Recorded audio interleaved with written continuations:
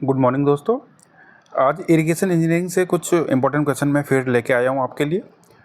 करीब 30 क्वेश्चन इसमें होंगे, 28 to 30 क्वेश्चन होंगे। काफ़ी इंपॉर्टेंट क्वेश्चन है, आप एक बार ज़रूर देखिएगा पूरी वीडियो। चलिए शुरू करते हैं फर्स्ट क्वेश्चन से। फर्स्ट क्वेश्चन है, which of the following statement is wrong? Line canal increases velocity of flow, line canal increases friction, line canal reduce erosion, line canal decrease seepage. ठीक है, इसमें से हमें क्या बताना है? रॉन्ग बताना है। लाइन कैनाल इंक्रीज वेलोसिटी, ये सही है। लाइन कैनाल इंक्रीजेज फ्रिक्शन, ये क्या है आपका? गलत है। लाइन कैनाल रिड्यूस इरोजन, बिल्कुल सही है। Line canal decreases seepage, decrease का हो जाता है लाइन करने से। ठीक है, लाइनिंग मतलब आप कंक्रीट की लाइनिंग हो सकती है, उसको मतलब कुल मिलाकर के आपको पक्का कर देना। फ्लोर को और साइड को क्या करते थे हम? पक्का कर देते हैं, हार्ड सरफेस कर देते हैं, जिससे उसमें इरोजन भी नहीं हो पाता, सीपेज नहीं हो पाता है, और वेलोसिटी क्या रहती है आपकी?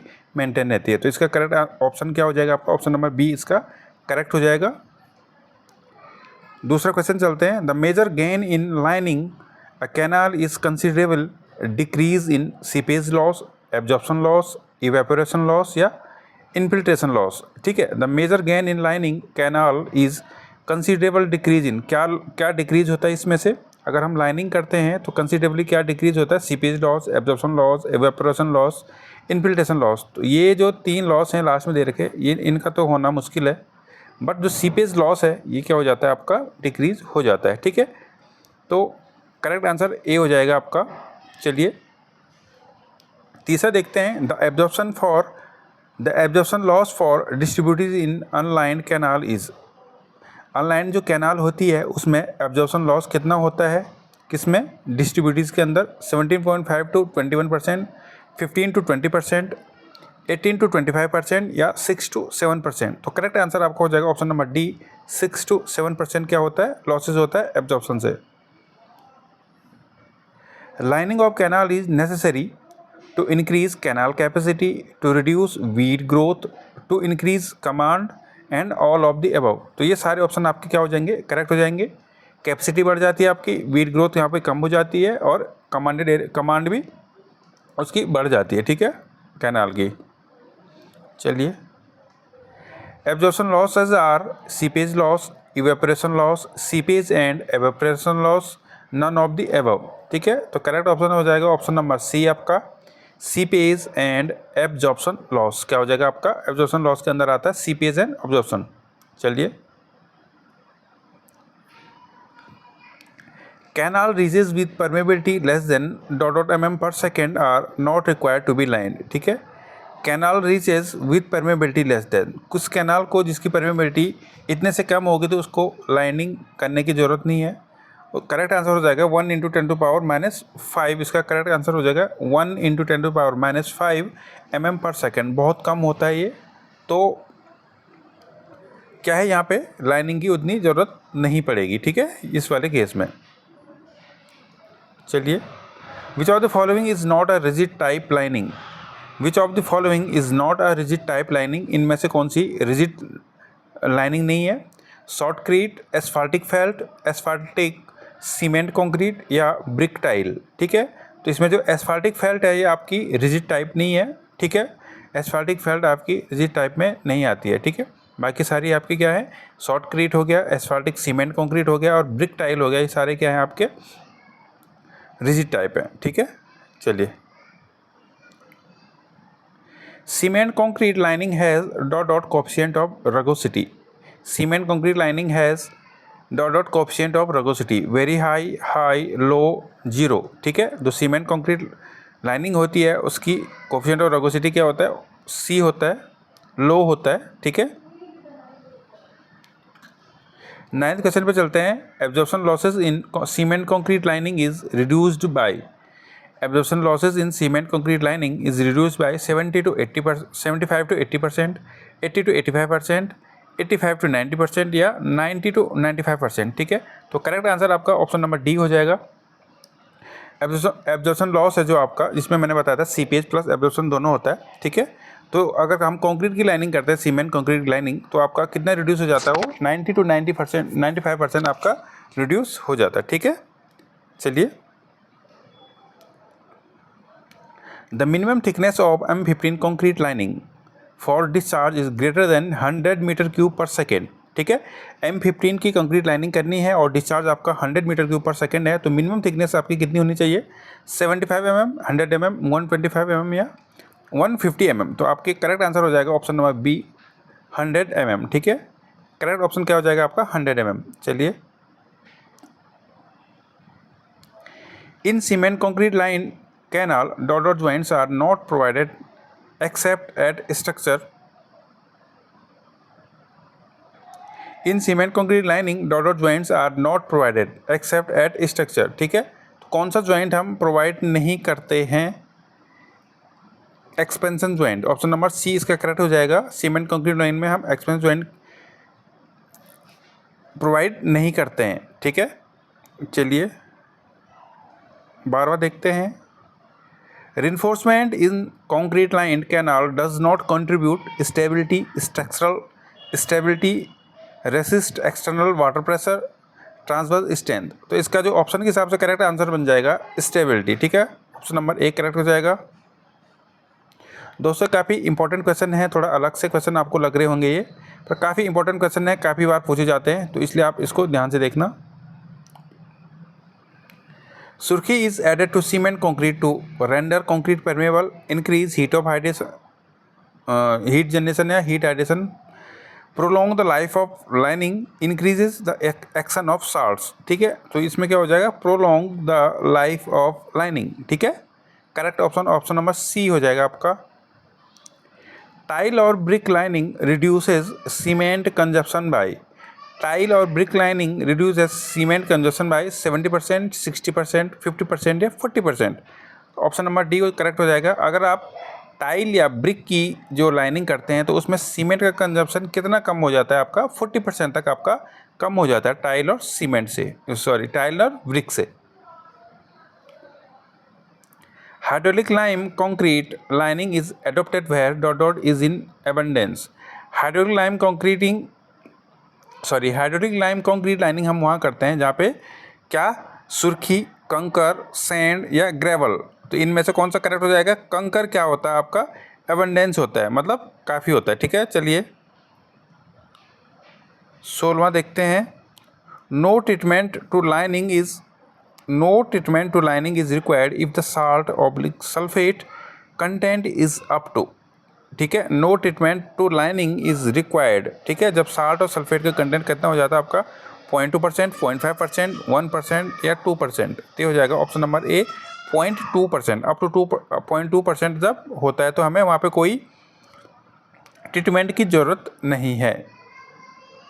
For sandy gravel oblique murum, side slopes for line canals is cutting. In cuttings are 0.5 H, 1 vertical, 1 horizontal, 1 vertical, 1.5 H and 1 vertical, 2 horizontal and 1 vertical. तो करेक्ट ऑप्शन हो जाएगा आपका 1.5 एंड 1। ठीक है, हॉरिजॉन्टल में 1.5 एंड वर्टिकल में 1। ठीक है, ऑप्शन नंबर सी करेक्ट हो जाएगा। The minimum free board for line canal with discharge greater than 10 metre cube per second. The minimum free board for canal line canal with discharge is greater than 10 metre cube per second. इसका correct answer हो जाएगा 0.75 metre. ठीक है, 10 metre cube per second से ऊपर के discharge के लिए कितना हो जाएगा? 0.75 मीटर हमारा फ्री बोर्ड हो जाएगा। इसकी एक टेबल है, मैं आपको प्रोवाइड करवा दूंगा उसमें कम्युनिटी में। चलिए minimum minimum recommended inspection bank top width for discharge 3 metre cube per second. जो इंस्पेक्शन बैंक होता है उसकी टॉप विड्थ कितनी होनी चाहिए अगर आपका discharge 3 metre cube per second तक है? 3 मीटर, 4 मीटर, 5 मीटर या 6 मीटर। तो करेक्ट आंसर हो जाएगा आपका ऑप्शन नंबर बी 4 मीटर। ठीक है, काफ़ी इंपॉर्टेंट क्वेश्चन है इसमें। Which type of line canal cross section is use for distributaries up to 3 metre cube per second. Line canal का कौन सा सेक्शन क्रॉस सेक्शन हम यूज़ करेंगे जब आपकी डिस्चार्ज कितना होगा? 3 मीटर क्यूब पर सेकेंड होगा। Cup shaped, rectangular shaped, trapezoidal shape, triangular shape. ठीक है, तो इसका बेस्ट ऑप्शन बनेगा यहाँ पे कप शेप्ड। ठीक है, कप शेप्ड कुछ नहीं होता है, ट्रायंगुलर या रेक्टेंगुलर होगा, ट्रेपेजोइडल होगा, उसमें जो राउंड एज हो जाते हैं। ठीक है, एज होकर क्या करते हैं? राउंड कर देते हैं। अगर वी है तो इसको थोड़ा ऐसे करके ऐसे कर देंगे तो ये कप शेप कहलाता है। तो यहाँ पे करेक्ट का आंसर हो जाएगा आपका कप शेप ज़्यादा प्रेफर किया जाता है। चलिए, the maximum permissible velocity for brick lined canal is, maximum permissible velocity कितनी होती है आपकी ब्रिक लाइंड कैनाल के लिए? 1.5 metre per second, 1.8 metre per second, 2.1 metre per second, 2.4 metre per second. तो करेक्ट आंसर हो जाएगा आपका option number B, 1.8 metre per second. To ensure no silting the critical velocity ratio should be aimed at, अगर आपको silting वहाँ पे नहीं होनी चाहिए, आप ये चाहते हैं कि वहाँ पे सिल्टिंग ना हो, तो आपका CVR कितना होना चाहिए? क्रिटिकल वेलोसिटी रेशियो हम जिसको बोलते हैं, क्रिटिकल वेलोसिटी रेशियो क्या होता है आपका? V/V0 होता है, ठीक है। V यहाँ पे एवरेज वेलोसिटी होती है और जो आपकी V0 होता है वो क्या होती है? आपकी क्रिटिकल वेलोसिटी होती है। तो इसकी वैल्यू अगर ग्रेटर देन 1 है, अगर ग्रेटर देन 1 होगी तो वहाँ पे क्या होगी? कोई सिल्टिंग नहीं होगी, ठीक है। ऑप्शन नंबर डी इसका करेक्ट हो जाएगा। Which section of line channels is most hydraulically efficient, ठीक है। Which section of line canal is most hydraulically efficient, triangular, rectangular, circular या ट्रेपेजियल, ठीक है। तो जो सेमी सर्कुलर सेक्शन होता है, option number C, semi circular, circular, जो सेमी सर्कुलर सेक्शन होता है वो ज़्यादा इफिशियंट माना जाता है, ठीक है, लाइन कैनाल में। चलिए, line canal section commonly use for discharge greater than 85 metre cube per second, line canal का कौन सा क्रॉस सेक्शन हम यूज़ करेंगे अगर डिस्चार्ज आपका 85 मीटर क्यूब पर सेकेंड से ऊपर होगा? Trapezoidal with rounded corners, cup shaped, circular या रेक्टेंगुलर। तो करेक्ट आंसर हो जाएगा आपका option number A, trapezoidal with rounded corner, ठीक है। कॉर्नर क्या हो जाएंगे आपके? राउंडेड हो जाएंगे, ठीक है। चलिए, ये राउंडेड हो जाएगा आपका यहाँ से। Graphical solution for line canal assumed side slope and rugosity as side slope और rugosity की वैल्यू कितनी लेते हैं? ऑप्शन नंबर बी इसका करेक्ट हो जाएगा 1.25 एंड 1 ये आपका साइड स्लोप होगा एंड रगोसिटी की वैल्यू होगी 0.08, ठीक है, 0.08। इसकी वैल्यू आपको डायरेक्ट याद रखनी पड़ेगी, इसका कोई सोल्यूशन नहीं है। चलिए, drainage behind lining is not necessary, drainage behind lining is not necessary if backfill permeability is greater then ... mm per year की बात हो रही है यहाँ पे। तो इसका करेक्ट आंसर यहाँ पे है 30 मीटर पर ईयर। अगर आपकी बैकफिल की permeability greater than 30 metre per year है तो वहाँ पे आपको लाइनिंग के बिहाइंड में ड्रेनेज देने की कोई ज़रूरत नहीं है, ड्रेनेज की कोई वहाँ पे आवश्यकता नहीं होगी। अगर आपकी 30 मीटर पर ईयर की क्या होगी? परमेबिलिटी बैकफिल की है, तो वहाँ पे ड्रेनेज की ज़रूरत नहीं है, वी पोल्स या ऐसा कुछ। Weep holes are provided in lining to protect it from hydrostatic pressure by draw down conditions, uplift pressure from sub soil water in the bed, seepage from the embankment, all of the above. तो आपका जो weep holes होते हैं आपने देखा होगा, ज़्यादातर आपने रिटेनिंग वॉल्स में आपने देखा होगा, रिटेनिंग वॉल्स में सपोज ये रिटेनिंग वॉल्स है, इसके बीच में देखने होंगे आपने गोल गोल से बने रहते हैं जिनसे पानी निकलता है, तो ये वही होता है, इनको क्या बोला जाता है? वीप होल्स बोला जाता है, ठीक है। इनसे पानी निकलता है, ये होते हैं वीप होल्स। तो यहाँ पे जो लाइनिंग के केस में ये ऑल ऑफ द अबव यहाँ पे करेक्ट हो जाएगा।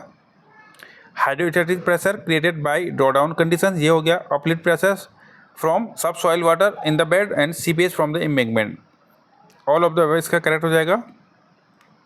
The type of lining use for maximum velocity of 2 metre per second is, the type of lining use for maximum velocity 2 metre per second तक के लिए हम कौन सी लाइनिंग यूज करेंगे? टाइल हो गया, स्टोन मैसनरी हो गया, कंक्रीट हो गया या शॉर्टक्रीट हो गया, ठीक है। तो यहाँ पे हम यूज करेंगे option number C, concrete lining. अगर आपकी वेलोसिटी कितनी है वहाँ पे कैनाल के अंदर 2 मीटर पर सेकेंड तक की मैक्सिमम वेलोसिटी रहने वाली है, तो हम वहाँ पे कंक्रीट लाइनिंग क्या करेंगे? प्रेफर करेंगे। तो ये 28 क्वेश्चन थे, इसमें काफ़ी इंपॉर्टेंट क्वेश्चन से। वीडियो आपको कैसी लगी कमेंट में आप ज़रूर बताना। अगर अच्छी लगी हो तो लाइक ज़रूर करना, आप लाइक और सब्सक्राइब ज़रूर करना। मिलते हैं आपको नेक्स्ट वीडियो में, तब तक के लिए tata bye bye, thank you so much.